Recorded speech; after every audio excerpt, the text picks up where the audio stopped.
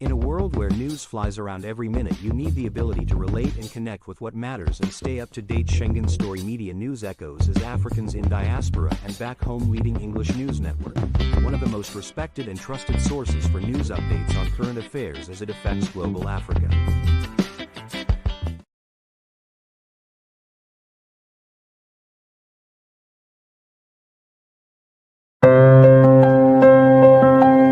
Thinking white guys who join.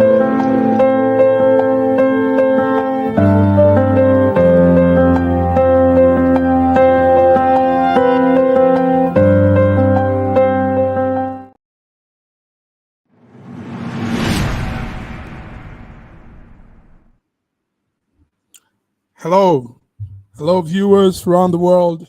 You are welcome to our program SSM News Echoes Monday Update with titled Between the Lines. Between the Lines, it's our Monday update, and what we do here is to, like you all know, we say news fly around every minute. So you need that ability to relate, connect with what matters, stay up to date, and that's what we do here in SSM Schengen Story Media. Schengen Story Media is Africans in diaspora and Africans back home leading English network, one of the most respected, trusted source for your news updates on current affairs as it affects each one of us. So with me here tonight, as we do, is my colleague coordinator from Lagos, Nigeria, Ogbeni Olayinka Reggie. You're welcome to Monday Between the Lines. Good evening, Mark. Good evening, viewers around the globe. Welcome to our program this evening. You are in for a very enjoyable evening. Yes, enjoyable evening in our updates. Thank you, Raji. Raji, how is the weather there? How is it this evening in Lagos? It's a bit warm now. Okay. We haven't had rains for some time, so it's a bit warm. But in the afternoon, temperatures were close to 32 degrees. Whoa. 42 degrees. Whoa. Rather. 42 degrees. Yes, it's still hot. That's very, very real hot. Okay, Raji, let's get into it. Raji, yesterday evening, we all stood and saw what was happening. Iran president, what we're covering on that whole story, the Iran president, Raisi, was killed in an helicopter crash. The news says he died in that helicopter crash. The Iran president, Ibrahim Raisi, age 63, the government confirmed the death. He and I think 7 other people were also in that crash, in that helicopter. There is Ibrahim, that's the man. 7 other people were also in that helicopter, and it crashed in a remote mountainous area of Iran, northwest of Iran. The man you see there, Raisi, was the most second powerful person in that country called Iran, after the supreme leader Ayatollah Ali Khamenei. So there's a video we actually have here of them, of some people at the spot of crash. Let's see that video. Let's see that video. I don't know if studio have it. Studio, okay.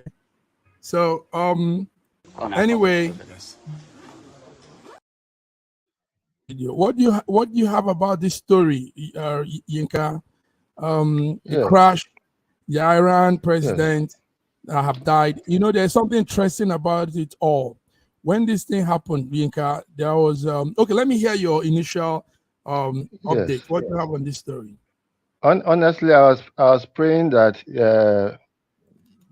he will survive the crash.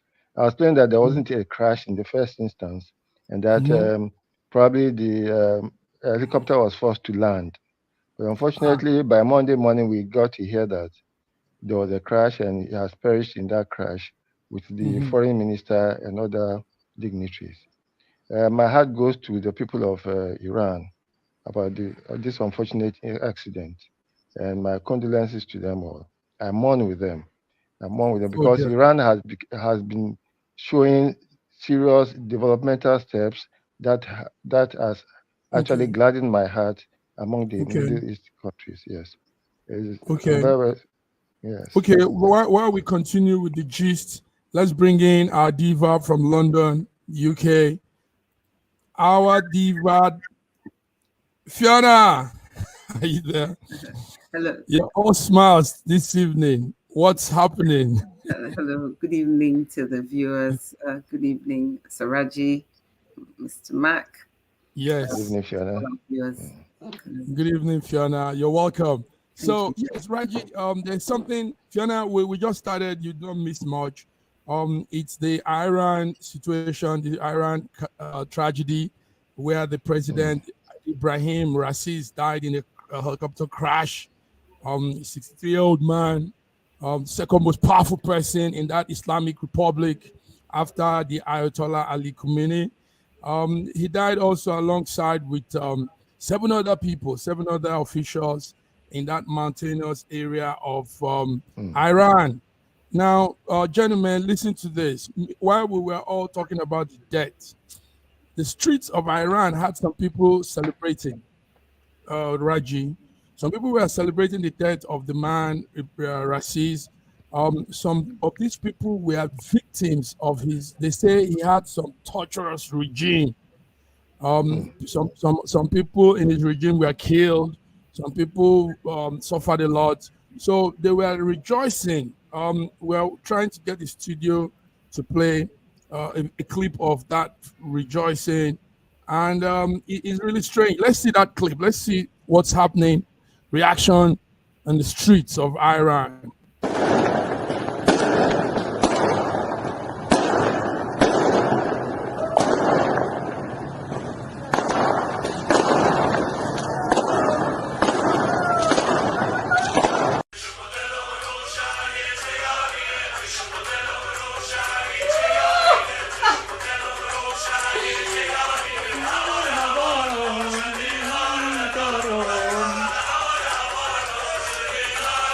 So what you're seeing is people dancing, and all of this was happening after last night to this morning in Iran.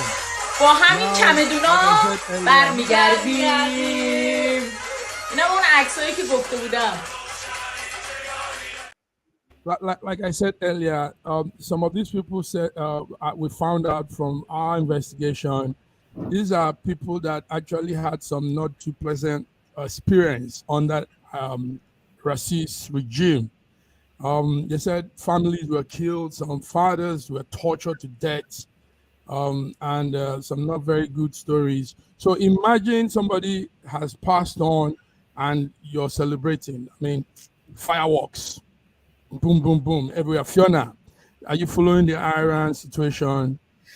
I'm kind of following it, kind of not following it. So I wasn't really aware of the extent to which the celebrations were going on. I mean, first of all, of course, we mustn't forget that a certain number of people have died. So of course, you know, it's important that, whatever is happening, that, we understand that they will have families and people who may not necessarily behave in the way they do. So, of course, we always think about them at these kind of times.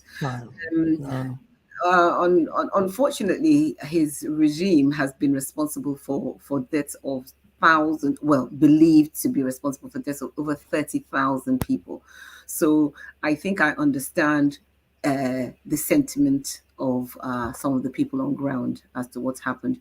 You cannot live like that and expect that when the passage of your time is complete, that people will not celebrate. So, I don't live in Iran. I don't know what the situation is like there, but from everything that I've ever read and heard, and my Abu's ex was from there, and the kind of experience she had one time she went back there.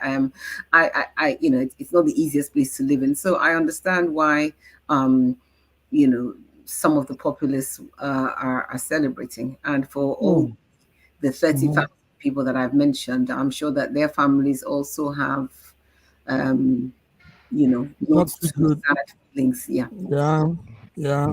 Thank you, Fiona. Thank you. Raji, you just Yes. said Iran was coming up doing well economically, and you said, and this was happening under Raisi's regime. But Yes. even if you're doing well economically and your people are tortured, people are not living the life God has given them to live, living like slaves in their own father's land, killed, and all kinds of things happening to them. What does progress have to do with people's freedom, with people's lives? Everything is relative. Everything is relative. Okay. I did not like, and I still cannot understand why just not putting on the hijab could lead to somebody being killed. I can't merge the two, hijab and then death. There are two extremes. So yes, so there are cases like that, but I don't know. I'm not in Iran. I have no relationship with Iran, but what I read about it, I'm particularly not happy about the killings just because a lady did not put on a hijab. Human rights. Well, but Yeah. that doesn't stop them from making some leaps and bounds in their دقیقاً تو همین تپه روبرو بالگرد سقوط A کرده video و of where the crash تایید هم شد. happened, and as you can see, like the news said, it's a remote mountainous area of Iran, northwest of تیم Iran, ها به سمت and منطقه دارن میرن برای obviously جستجوی بیشتر. a crash اما خب of this متاسفانه nature, دوباره مه گرفت، you اما نقطه دقیقش مشخص شد. find anybody. You won't find anybody. Speak to that. Can I just Yeah. speak to that? I think Okay. I think one of the things is that I think everybody knows how I feel about helicopters, right? So I think I've talked about it before. Yes. So already I have big issues with helicopters. But I also understand that this helicopter is probably 40 to 50 years old. And I also understand that some of the Iranians are saying, well, this is America's fault, because of sanctions, they've not been able to upgrade their fleet and all this. So I expect that this is not really the end of a situation. I suspect that actually this is going to be the beginning of an even bigger situation, because I think there are going to be cells of people pro and anti that are going to start springing up. So that's kind of what I feel. Because when I was reading that, I thought, that's interesting, because that's a completely different take, So now they're saying, oh, the plane, the aircraft was 40 to 50 years old. Oh, it's America's fault, So that was a very interesting narrative, and it made me think, this potentially could be a gateway to a bigger problem. Yeah. But then I don't think that you're sounding very. Go ahead, Raji. I don't think that helicopter will be an American helicopter, because in the last 50 years, Iran has had more closer relationship with Russia than with the US. So as I said, so some of the narrative that's coming out of it is saying that because of sanctions imposed by the US, that their fleet is old. That's part of what I read. That's what part of what my research showed today. So I mean, for me, that was just an interesting thought process. Because, yes, absolutely. And not only interesting, that shows how vast you've gone on this whole news update. Thank you very much. You have viewers listening on this. So viewers, Fiona has become that investigative journalist. You need to follow Fiona. Thank you, Fiona. Thank you for that. Guys, let's move on. Also, in our Africa is something not too good happening during the weekend. I think this past weekend was jammed up with some real strong occurrences. Yes. Let's see this video and we'll come to the gist. Oh, now public. Okay. Yes.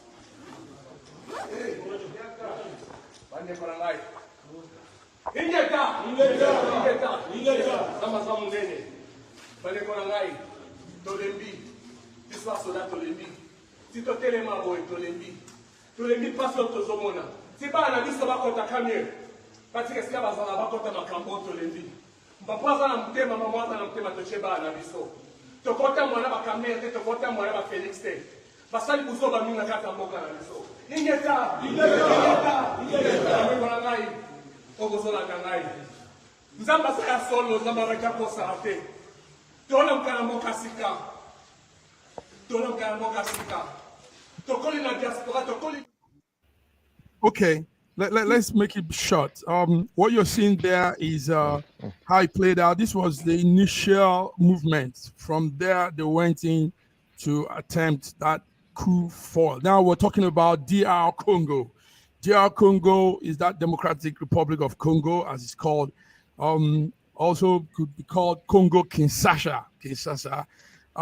It's yesterday had the man you see there talking is an American based Congolese. Well, he came back to run this coup with the son. That's the son there you see. And what they were doing was to run against the autocratic government of Felix Tshisekedi. That's the president of Congo. Malanga, that man that is talking, viewers, he came all the way back from America. He's a refugee in America. He's been a refugee. He took the refugee status in 1998. And he said his country is not properly, is being run by autocrats. That's the Felix, the president. So he came back with his son. Now that man is late. That man is dead. Malanga is late. Christiana Malanga, and the son is being held now. The son also had with him an American partner, but the United States Embassy in Congo said they have nothing to do with that coup. So, gentlemen, that's what we're seeing in Congo. One American was shot dead, and the other one is still alive with Malanga's son. Malanga's son is called Marcel. That's the fair young man that was standing next to the father, Christian Malanga. Guys, what is this whole thing? I know you follow this gist, Raji. So that's yes. Christian Malanga. That's the man there. And that's the American also that is being held now. And this is Malanga's son. He's also been held. Sadly, he saw the father being killed. The father was shot at and killed. And that's also Marcel when he was back in school, his school days, playing game. And this is the father and the son standing together some years back. All these pictures is coming from the son's Instagram. And the video, the coup itself, that video we just saw was live played on Facebook Live. So that's why we could have that clip. So, guys, Raji, you follow African politics and geopolitical situation. What happened in Congo yesterday? I think that was a joke, a bloody joke. Because looking at him and actually trying to ginger up his people. How many people were with him? They are not up to 40, and are they going to take over the Republic of Congo with such a ragtag collection of people, very, very unserious people? Unfortunately, you see, the history of Congo is so unfortunate. Congo is easily the richest country in the world. There's nothing that Congo does not have that the world does not need, from coltan to lithium to almost anything. Yes. Everything that Congo has, unfortunately, most of the activities just happen around Kinshasa. The rest of the country, more than 80% of the country, is under some kind of control by militants or maybe Rwanda has taken part of Congo and is mining Congolese minerals. Nice. Burundi is doing its own, and it's very unfortunate. And the people are in such poverty.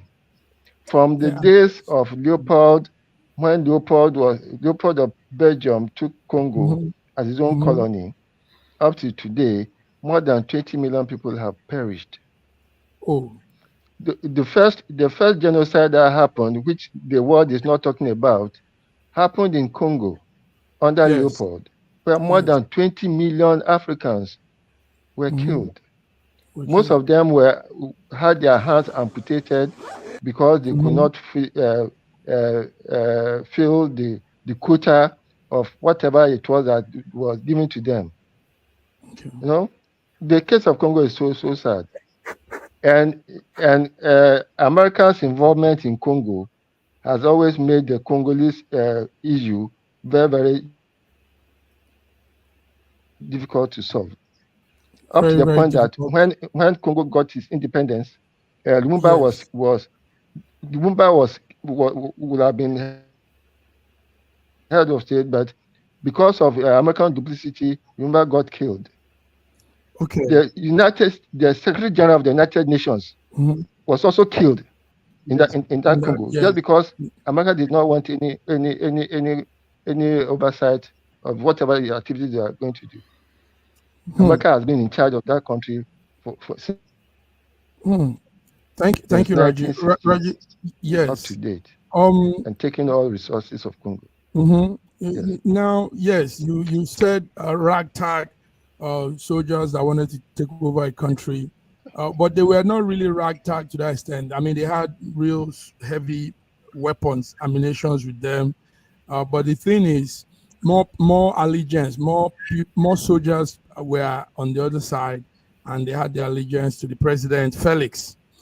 Fiona, what we're seeing there is the chilling footage caught on camera. The plotters going around talking before going to the State House. One American is dead, like we said. Another one is still being held. And the major man talking there, the father has been killed also. And the son is still alongside with the American that is being held. America disassociated itself from this whole thing. The American embassy said they have nothing to do with this. But when we went through some of the files, we saw that the American guys came in with their American passports, authentic passports. And obviously, they would have been checked in by the embassy. I mean, I know America do that with their citizens. So I think it's unfortunate that we couldn't hear what he was saying because he was speaking in Lingala. So I would have loved to understand what he was saying and understand what he was saying. I think his idea was probably just not well thought out. I'm not sure that the idea was totally bad. However, I align with the fact that 100% the American government they didn't know anything about it, because if they had known about it and supported it, the outcome may have been slightly different. So I don't disagree with what they say. And I mean, the American citizens, if they apply for a visa to come to DRC, I don't see why anybody would stop them. So I don't necessarily think that they should be held accountable for anything that's happened. But did they know it was going to happen? Possibly. If they knew, they probably didn't want there to be a different outcome. That's why it wasn't successful. So that's kind of the first thing. I think Saraji has talked about just how important the resources that the DRC has that occur naturally are, and it's unfortunate that the majority of the population are living in the way that they're living. Do we want to see changes across the board in different African countries? Absolutely, 100% we do. Sometimes trying to do things democratically and via elections, sometimes that sort of stuff just doesn't work because of the way we're strong-armed. So it's unfortunate, it's the loss of yet another life, in a fight for freedom, and we just have to keep going.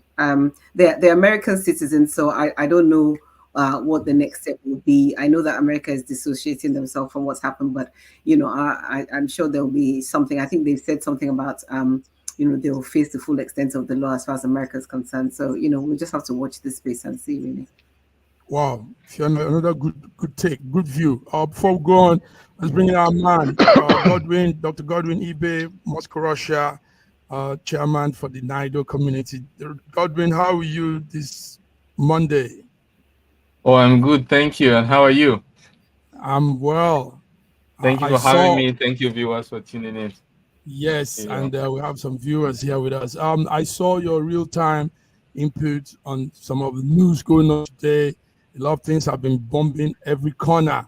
Now we're talking on Congo.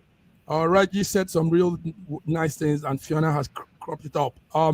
Yes, guys, Congo, to me, I believe, Raji, like you said, I think Congo is the richest country in the world in terms of deposits, minerals, and all these precious things that everybody's looking for. Congo has it all.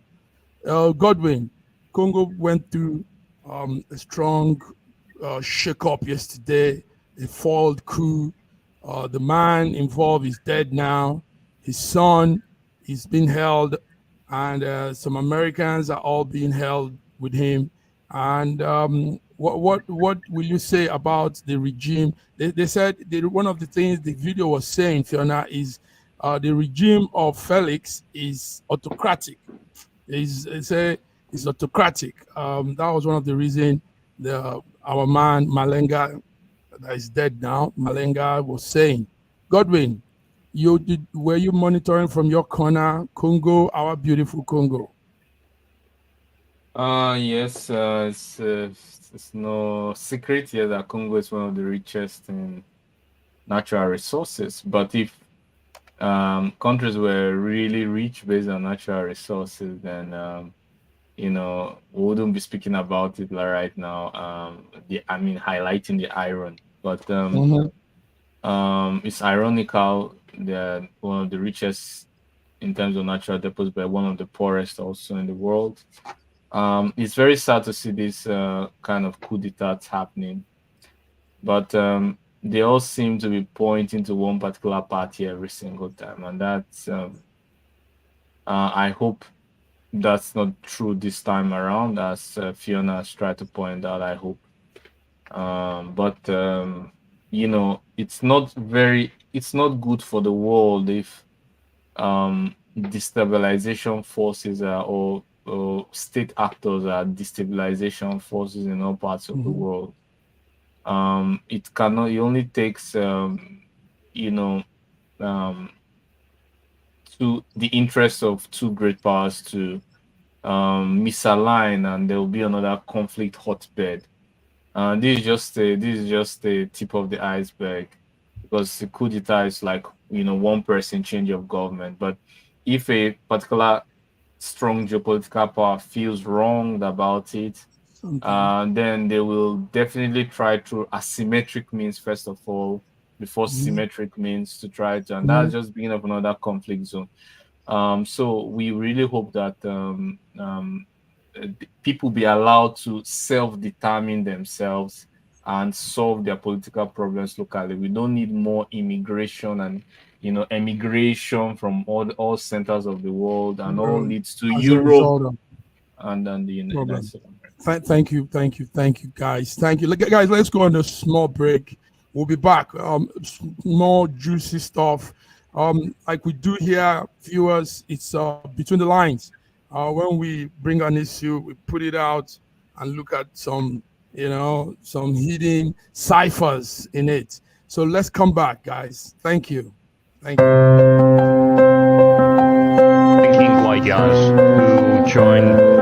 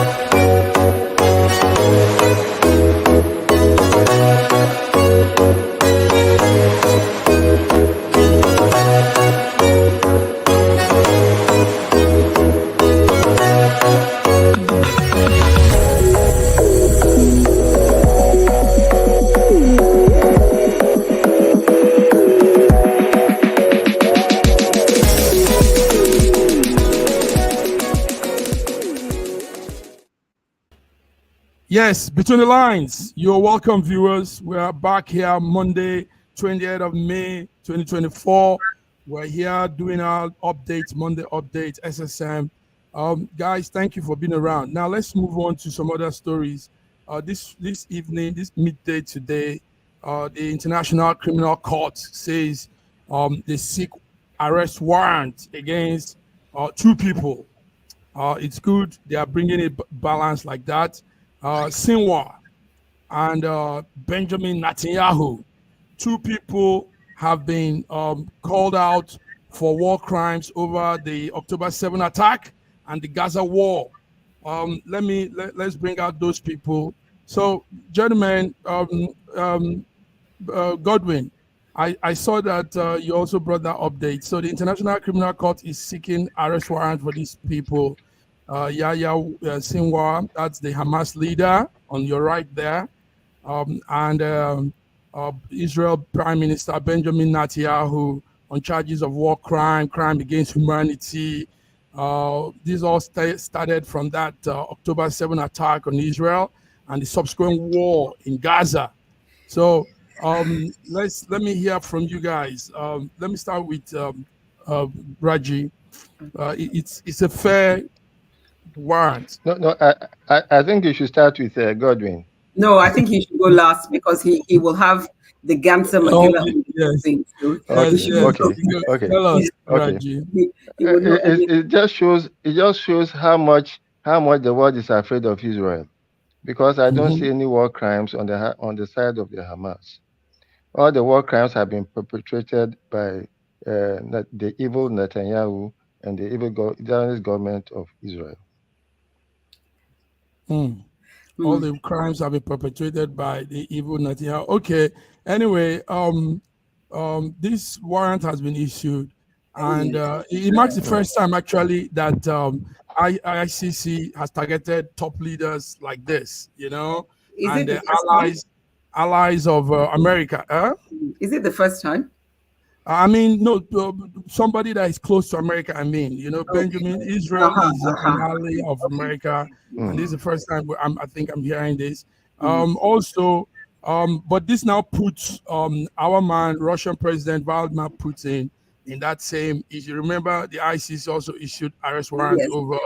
Yes. So, that's right.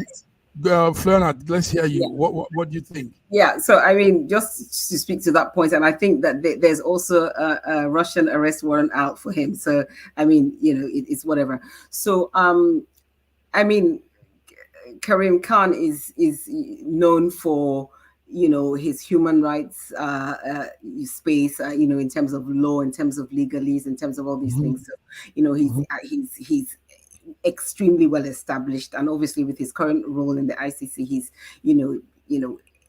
phenomenal in terms of human relations when it comes to what is right. I don't understand what this whole thing is, because I know there's been so many times where he has said, we're going to charge this person, this group of people and everything, and it all just falls apart. And I feel that this is just going to be another case where nothing is really going to happen. So I don't really know. That's how I feel. I just feel, I just feel that it's almost borderline toothless at this point. That's how I feel. That's what. That's how you feel. Okay. So anyway, it adds to the list. Vladimir Putin, Benjamin Netanyahu. Sorry, can I just make a point? Go ahead. You said you don't want to. Now we want to. Can I just make one point? Okay. Do you know that there's nothing that any American soldier or an American citizen can do that can be brought to ICC, because ICC laws does not have even the private in the American army. So I don't see how they got the guts to actually issue an arrest warrant on Putin. Okay. Yes, arrest warrant also was on Putin, and the panel of ICC judges will now consider, it's still a warrant. So the ICC judges will also have to consider the application for those arrest warrants. So it's not like it's a final decision. So Godwin, you sent in that news also. What's your take on this? Well, the devil is in the details. Anyway, it's clear that the ICC press, let me say their press department, is just flirting. That's what they are doing, flirting. Yes, that's what they are doing, because they are trying to say that they can be just, but not necessarily. Because when it comes to the end of the month, like in Nigeria, we say last. At the end of the whole flirting and everything, there will be no arrest warrant released exactly. Thank you. for Israel. That's it. Because the judges don't want they don't want the helicopter to crash. Exactly. Many of them use private jet. They don't want it to they don't want the transponders to be off mid-flight. And exactly. Then they're just afraid. They don't want visas to be, time for their children. Yes, they want their children to study, and some of them, the money that they have stolen and they have used to hold them in their neck, hold them hostage, blackmail. They don't want to go back in the past to bring out skeletons from the closet. They think like at its past, it's better left that way. So they are basically flirting, but we all know that it's because of the fear of the US, and the fact that they mentioned Hamas leader. Well, honestly, the October 7 was horrible. I've condemned it openly. I also condemned the occupation, and I refuse to take sides in this matter clearly. But it is clear that the loss of civilian lives, getting to over 40,000, is certainly a war crime, and the International Criminal Court, all the cases that was raised by the South African legal team, established that there were war crimes being committed. Even the US has said that Israel has to stop that. Yeah, so I think they are just flirting, and it's very sad and unfortunate. Thank you very much. Sorry, Gordon, can I ask a question? Okay, let's move on. I just want to ask a question. Was there any case brought against the Hamas person? Don't worry, it's okay. Let's go on to some other thing also within. The court today dismissed Nnamdi Kanu's fresh bail request, and they removed. They dismissed it. So let's take a clip of the action at court today, and we'll talk. That's what you wrote. You said here, my lord, that the defendant has now applied for bail. Now, as I've said earlier, bail is a discretion of the court, taking into consideration all the conditions laid down in Muhammad Abacha v. State.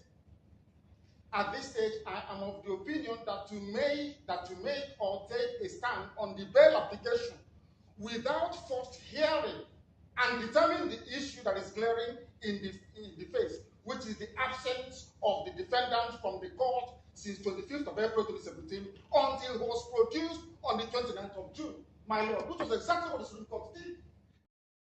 Gentlemen, that small clip on what happened today.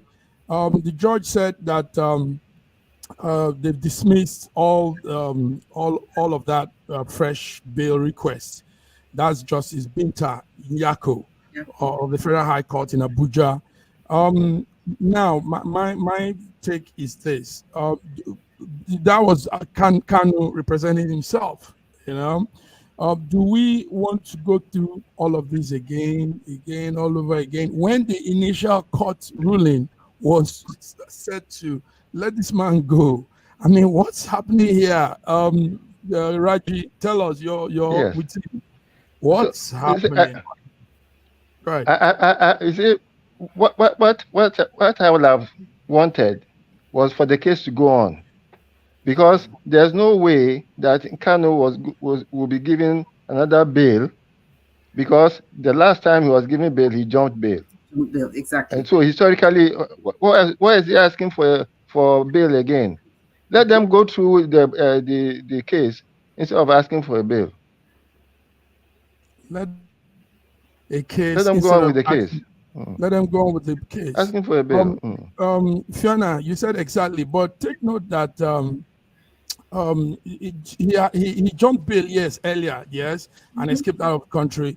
But he went through the process when they brought him back, and the judges all said he has no case. There's nothing they found in him. I mean, they said that. You guys remember. Okay. So why are we going through the process all over again? All this whole our man said hula baloo, bulu blah. Fiona, why are we going through the same hulu? Yeah, it's an unfortunate state of play, but I wouldn't want to speak to the machinations of why this is happening. But what I will say is that based on the antecedent behavior that he has skipped bail before, that bail request is not for me. It's a non-negotiable as far as I'm concerned. That's what I feel. I think his network is too strong for anybody to offer him bail. So I don't know. So for me, that we're talking about the application for bail. We're not talking about the fact that we're going around in circles. We're saying that the application for bail was dismissed, and I stand with that response based on the antecedent behavior. So if that hadn't happened in the past, then I might be like, oh well, but because it's happened in the past, if that's what he's asking for, and they say no, I understand. I understand what the equity is and say no. So that part I agree with. Should we be going through the rigmarole and hula baloo again? I suppose there are going to be different viewpoints on that. Yes. Okay. And at this time, Nigeria needs all the money it needs to finish that coastal road. So they will not be putting funds after chasing Kanu all over the country again. Now, also, gentlemen, Godwin, before you come in, I was saying this earlier to some friends, some media friends, when we talked about this. I said, also, our man, the IPOB leader, representing himself and looking a little too tough, he's trying to really show that he knows the law, he's right and all that. Do you think that will help him at this point in time, or why not he stays calm? Really be on the begging side, on the forgive me side. I don't know. Godwin, what do you think? Because it's sad we're going through this again. Well, you were kind of thinking what I was thinking, yeah? You are arguing a case without leverage, lots of leverage. Irrespective of what the court does, there will be no consequences. You cannot enforce the consequences on them. So you are basically at their mercy. So the tone is it was not the best. And he should have been represented by a lawyer who could, say those things better with a more calmer demeanor, while passing across the points. Secondly, it goes to show, because he has dual citizenship, as is alleged, United Kingdom and Nigeria. It goes to show how geopolitics and national interests can supersede consular assistance. And we saw the case in how sometimes optics can even supersede consular assistance. We saw the case when the US, for example, was trying to negotiate the release of their 2 citizens from Russia.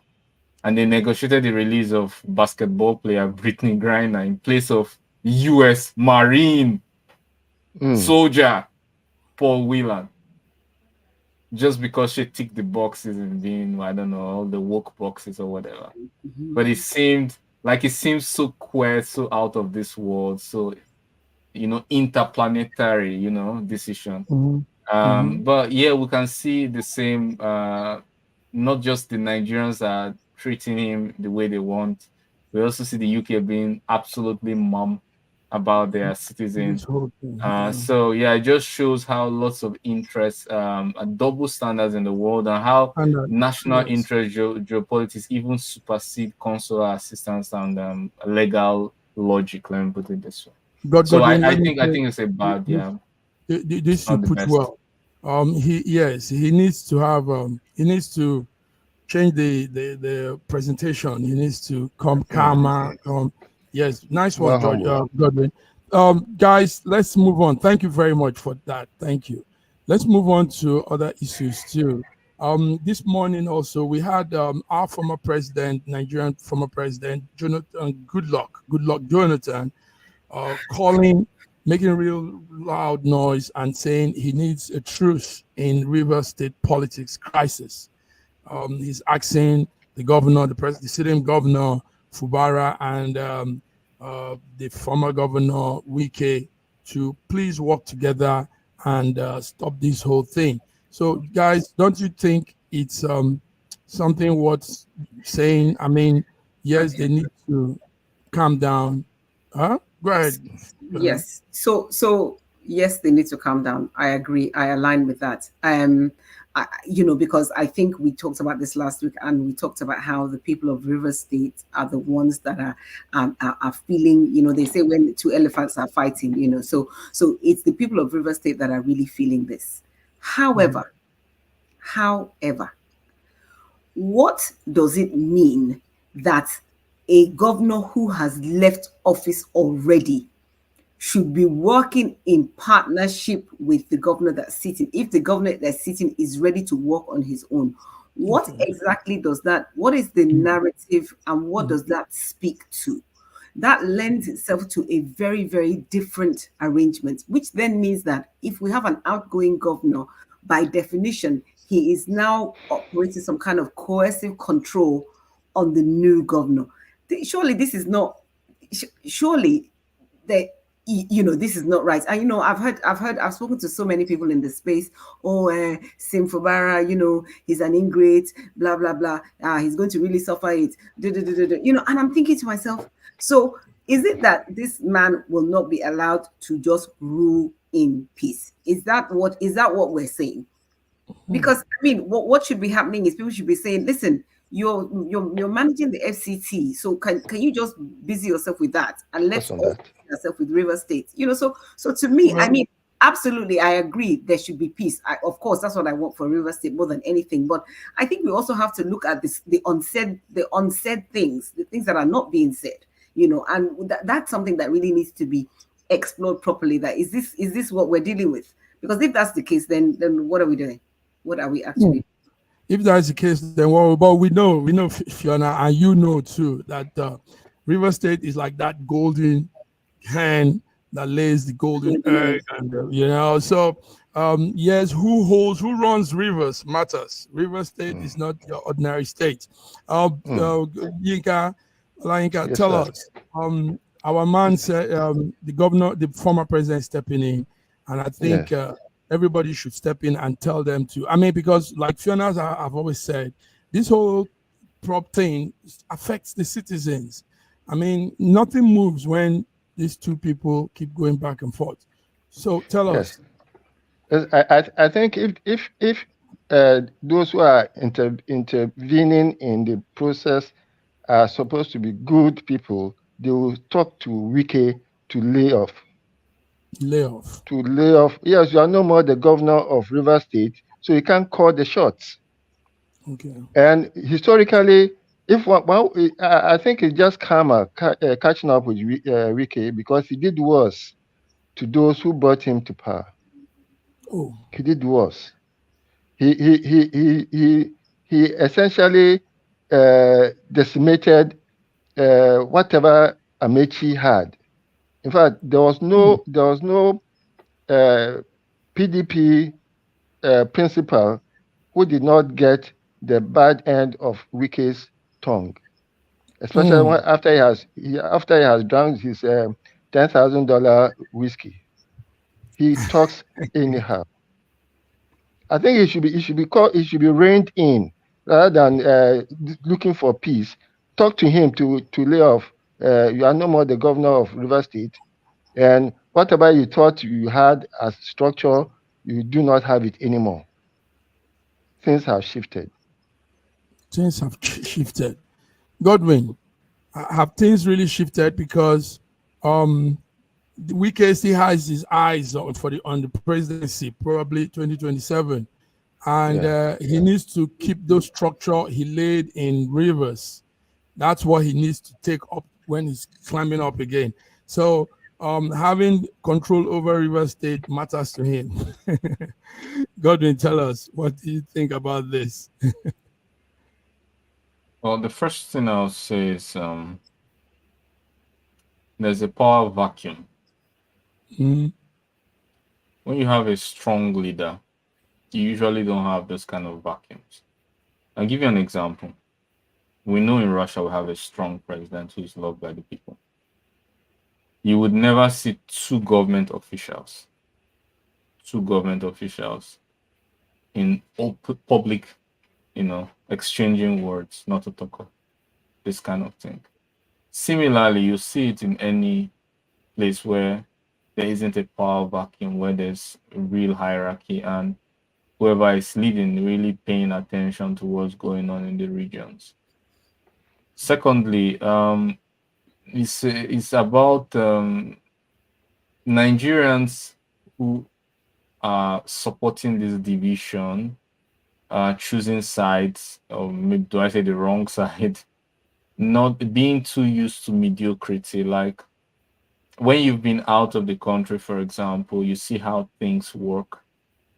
You see how you look at things in Nigeria and you wonder, are we under sanctions? No, we are not under sanctions. There are countries that have 14 rounds of sanctions. Yes. Like Russia from EU. And they're surviving. And living pretty well. Economy is growing. They are basket world of the world and energy world, basket of the world. You begin to when you get too used to mediocrity, you begin to wonder if this is our problem, if this is what we should be misplaced priority, if this is what we should be spending time and resources in, rather than really pushing ourselves up to being the real giant of Africa. I recall that Dangote today, I posted it somewhere, I think, complained about requiring 35 visas to travel all around Africa. While with a French passport, you can easily go around Africa. It's much easier to travel around Africa than to be an Africa in Nigeria and trying to, Yes, it's really misplaced priorities. I think we're going to come on that issue. That's a very serious issue that we should also be putting out here. Open borders and traveling privileges and all that. I mean, I don't know who did that to Africans, and it's time for them to stop that. I know Kenya is opening its border now. Rwanda and some of these countries are trying to do that. So we're going to come on that, Godwin. Thank you very much. Guys, let's move on. Our time is almost up. But there is this news that came in that concerns, I felt like, yes, it's a good one. Abuja in Nigeria, capital city Abuja, will be having an international carnival soon, sometime in June. The Minister of Culture said this, Masawa. She said this, she affirmed that the Abuja Carnival, the aim is to promote global cultural promotion and also bring business to Nigeria and all that. Anyway, why I'm saying this is because we've always talked about tourism, how to boost, scale up our tourism sector, anything that we could do. And this looks like a good one coming in June. Yeah. So in June, there will be that activity in Abuja. So those of you that probably want to travel, yes, do your research and go. And I think Calabar is also gearing up. I think it's November. I don't think it's November, not June. November, yeah, okay, November. Calabar is also gearing up, yes. Yes, I heard the Calabar Carnival is coming up again. That's nice. Okay, guys, let's look at something again that the Europeans are doing to boost their own tourism and culture. And Raji said something earlier on. See this, guys. Watch this. Right now it is night, a couple of guys gathering outside of the main street. I think it's O'Connell Street. This is where these camps are set up. Same thing set up in Dublin as well. So as you can see, people are there saying hi to the people here in New York City. Everyone's saying each other hi because they have a camera right there. Exact same thing installed at Dublin, Ireland as well. It's such a cool thing. A lot of people are like coming. It's such a cool thing. Now, to make it easy, it's called the portal. It was launched on May 8th, and it's an arrangement where people meet themselves between two countries. It was created by the artist, and the founder is a Lithuanian. Lithuania is in Europe.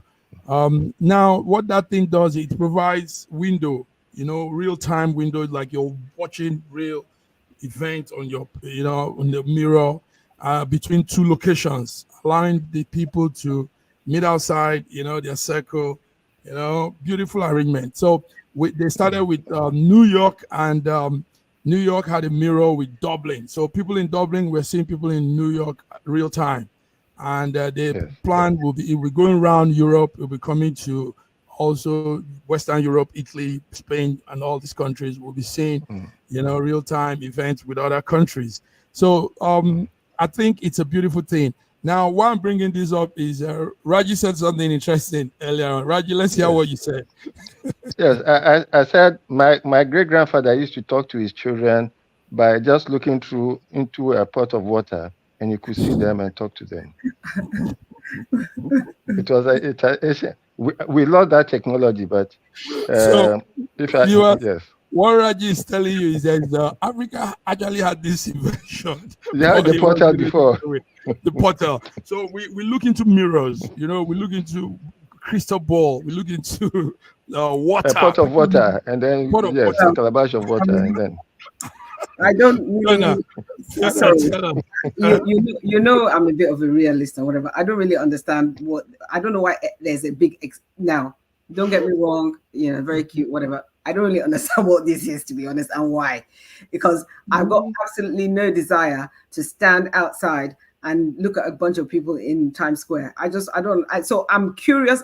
I want to understand. I'm actually more interested in understanding what that experience gives to another person of just seeing a bunch of people they don't know hanging out somewhere. I'm not even saying it's bad. I'm just saying I want someone to just make me understand. So I'm going to make sure I do my homework and try and get. I'll make you understand.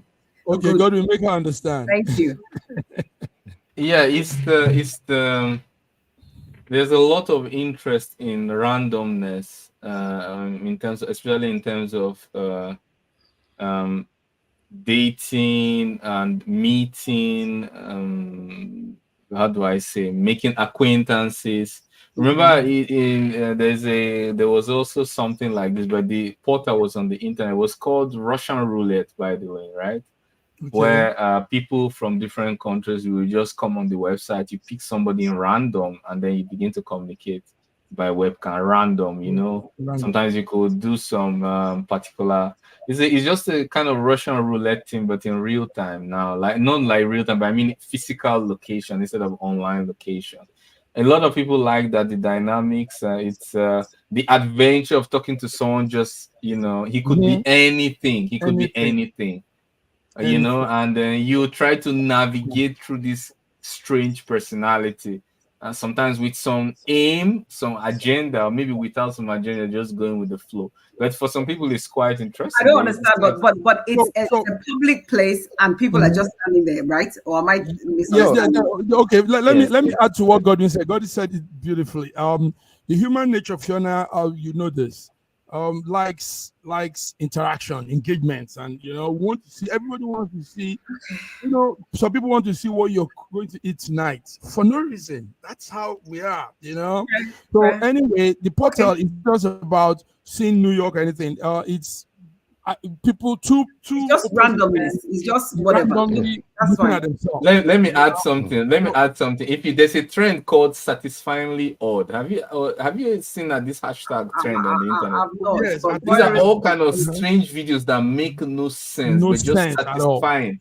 They call it Yes. satisfyingly odd, just That's satisfying. very true. Very true. Absolutely odd. It mean- Yeah, I this get is the problem of this is the problem of too much voyeurism. People are just looking at stuff for the sake of it, as far as I'm concerned. But I understand this. I understand the fascination with something that's a bit off key. So yeah, that's Yes. but girls,